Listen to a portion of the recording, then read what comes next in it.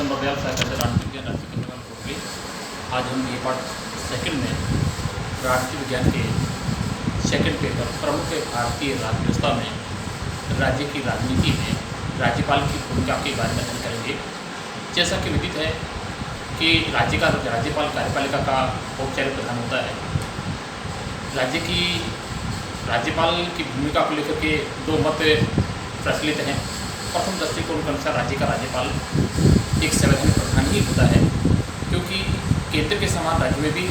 संसदीय शासन प्रणाली को अपनाया गया है। संसदीय शासन प्रणाली की मुख्य विशेषता होती है कि शासन की शक्तियाँ ऐसी मंत्रिपरिषद में निर्भर होती हैं जो व्यवस्था विभाग के निष्पक्ष के प्रति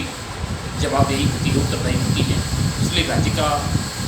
मुख्यमंत्री और उसका मंत्रिमंडल राज्य की वास्तविक कार्यपालिका होती है। राज्यपाल केवल नामांकन का प्रधान होता है, केवल औपचारिक प्रधान होता है, क्योंकि राज्यपाल जनता के द्वारा निर्वाचित नहीं होता है, बल्कि राष्ट्रपति के द्वारा मनोनीत किया जाता है। इसी प्रकार से संविधान के अनुच्छेद 123 की धारा के अनुसार ये प्रावधान किया गया है कि संविधान में जिन बातों में राज्यपाल से स्वविवेक से कार्य करने की अपेक्षा की गई है, उन बातों को छोड़ के बाकी अन्य सभी कार्यों में राज्यपाल को मंत्री की सलाह के अनुसार ही कार्य करना होगा। ऐसा कोई कार्य नहीं करना होगा जिस प्रकार के कार्य करने के लिए उसे अपने व्यक्तिगत विवेक का प्रयोग करना पड़े। उसी प्रकार से अलाबी एक कृष्णा अय्यर ने भी ये बात कही है कि राज्य का राज्यपाल एक संवैधानिक प्रधान ही होता है, क्योंकि संविधान निर्माताओं ने राज्यपाल पद के संबंध में निर्वाचन के स्थान पर मनोनयन के सिद्धांत को अपनाया गया है। लेकिन एक राज्य की राजनीति में राज्यपाल की इस प्रकार की जो भूमिका होती है, पहले दृष्टिकोण का मानना है कि राज्यपाल केवल साधारण प्रधान होता है, लेकिन अगर व्यवहारिक स्थिति का यदि अवलोकन किया जाता है, अध्ययन किया जाता है, तो ये कहा जा सकता है कि राज्यपाल एक संवैधानिक प्रधान से कुछ अधिक होता है। तो राज्य के राज्यपाल के संवैधानिक प्रधान के रूप में अगर कोई बात की जाती है तो इसके लिए दो दृष्टिकोण से बात की जाती है कि संविधान में राज्यपाल से किस प्रकार की अपेक्षा की गई है, अर्थात संविधान में क्या प्रावधान किया गया है, क्या व्यवस्था की गई है कि राज्य के राज्यपाल को सदैव क्या काम करना चाहिए। दूसरा, जिन परिस्थितियों में व्यवहार में जो सक्रिय राजनीति में रुचि रखने वाले जो राज्यपाल पदधारी व्यक्ति ने का जो व्यवहार किया है, का अध्ययन किया है, उसके आधार पर कहा जा सकता है कि राज्य का राज्यपाल एक संवैधानिक प्रधान नहीं होता है, बल्कि संविधान से कुछ अधिक होता है। आइए हम बात करते हैं एक कॉन्स्टिट्यूशनल हेड के स्थान पर मोर देन कॉन्स्टिट्यूशनल हेड के रूप में राज्यपाल की किस प्रकार की भूमिका रही है। इसके बारे में बहुत सारे एग्जाम्पल दिए जा सकते हैं। राज्य के मुख्यमंत्री की नियुक्ति करना,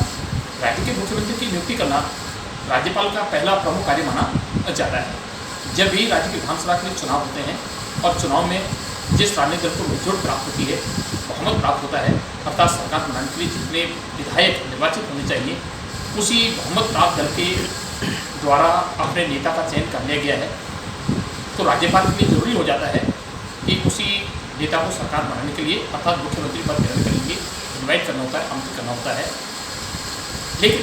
जब राज्य की विधानसभा के चुनाव में किसी भी दल को, किसी पॉलिटिकल पार्टी को स्पष्ट बहुमत प्राप्त नहीं होता है, अर्थात सरकार बनाने के लिए जितने विधायक इलेक्टेड होने चाहिए, निर्वाचित होने चाहिए, यदि उतनी संख्या में विधायक निर्वाचित नहीं होते हैं, अर्थात त्रिशंकु विधानसभा का गठन होता है, तो ऐसी स्थिति में राज्यपाल अपने व्यक्तिगत विवेक के आधार पर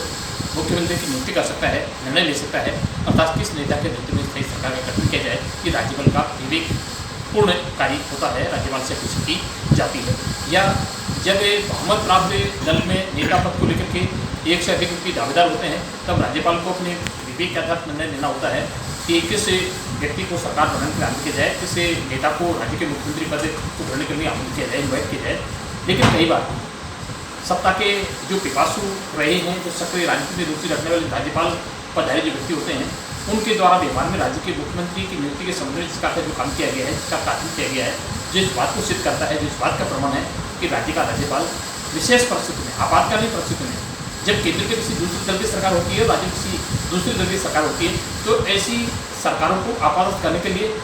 इस प्रकार की सरकार के गठन को रोकने के लिए केंद्र के सरकार के एजेंट के रूप में जिस कार्य का राज्यपाल पदधारी व्यक्ति किया गया है, उस कार्य का जाता है राज्य का राज्यपाल एक संविधान प्रधान से कुछ अधिक होता है। बात करते हैं कि जब 1952 में मद्रास राज्य विधान के चुनाव हुए, तो उन चुनाव में श्री चक्रवर्ती राजगोपालाचारी को मद्रास राज्य के विधान की सदस्यता भी प्राप्त नहीं थी, अर्थात वे विधानसभा के मेंबर भी नहीं थे। राज्यपाल श्री प्रकाश ने टी प्रकाशन के बहुमत प्राप्त होने के दावे की अवहेलना करते हुए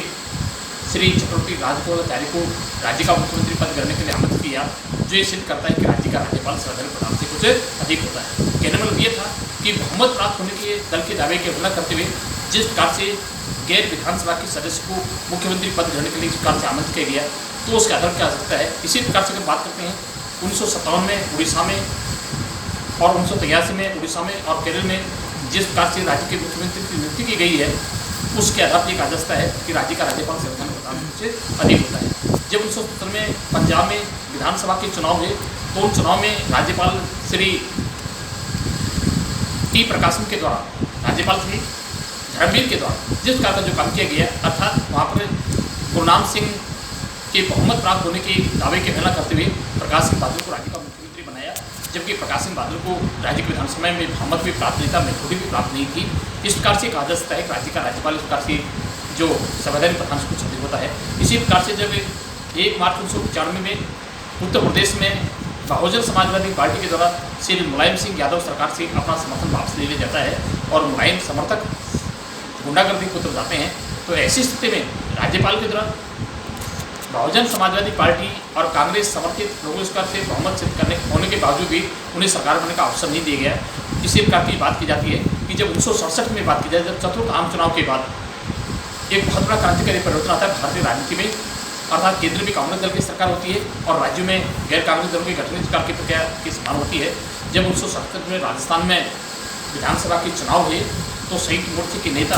मेहराव लक्ष्मण सिंह को बहुमत प्राप्त था, विधायकों का अधिक समर्थन प्राप्त था। उस समय मेहराव लक्ष्मण सिंह के द्वारा सरकार बनने का दावा भी किया जाता है, लेकिन राज्य के राज्यपाल श्री जी.डी. तपासे के द्वारा इस प्रकार से राज्यपाल डॉक्टर संपूर्णानंद के द्वारा श्री मेहराव लक्ष्मण सिंह को सरकार बनने का मौका नहीं दिया गया और श्री मोहनलाल सुखाड़े को राजस्थान का मुख्यमंत्री पद होने के लिए आमंत्रित किया। इसी प्रकार की घटना 1982 में जब हरियाणा में विधानसभा के चुनाव होते हैं, तो वहाँ के राज्यपाल श्री जी.डी. तपासे के द्वारा कांग्रेस पार्टी के नेता श्री बंसी लाल को बहुमत प्राप्त नहीं होता है और जब श्री देवीलाल के द्वारा मुख्यमंत्री पद सरकार बनने का दावा किया गया है, तो उन्हें राजभवन से माध्यम से ये सूचना प्राप्त होती है, उन्हें ये आदेश दिया जाता है कि वो कल 23 मई को अर्थात 22 मई को जब वहाँ पर राजभवन पहुँच जाते हैं और सरकार मायन के समर्थ विधायकों के साथ वहाँ पर पहुँच जाते हैं, तो चौधरी देवीलाल को ये कहकर भेज दिया जाता है कि कल प्रातः 10 बजे राजभवन में आकर के अपने समर्थकों के साथ उनका परिचय दें। उसी दिन 22 मई को सायंकाल श्री भजनलाल को राज्य का मुख्यमंत्री बना दिया जाता है। तो कहने में ये था कि इस प्रकार की जो घटनाएं हुई हैं, जो इस बात को सिद्ध करती हैं कि राज्य का जो राज्यपाल होता है वह संवैधानिक प्रधान से कुछ अधिक होता है, अर्थात बहुमत प्राप्त होने के दल के दावे की जो अवहेलना की गई है, जो संविधान के विपरीत बात की जा सकती है, जो इस बात को सिद्ध करती है कि राज्य का राज्यपाल संविधान प्रधान से अधिक होता है। इसी